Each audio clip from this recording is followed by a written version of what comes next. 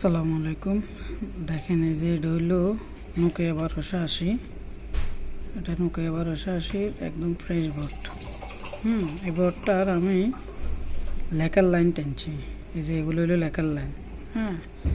যদি দেখেন যে ডিসপ্লেটা সাদা আসছে, তাহলে এক্ষেত্রে কী করবেন, এক হইলে দেখেন আমি একটু করে দেখাই। এই যে দুইটা এখান থেকে এখানে একটা, এখান থেকে এখানে একটা, আর না অথবা এগুলা এখান থেকে এখানে টানবেন আর এখান থেকে এখানে দিবেন, এখান থেকে এখানে আর এখান থেকে এখানে। এটা হইলো লেখার লাইন, এই সাইডটা হইলো লেখার লাইন যদি ডিসপ্লে সাদা আসে। আর যদি 9 নম্বর লাইন মাইর খাওয়া থাকে,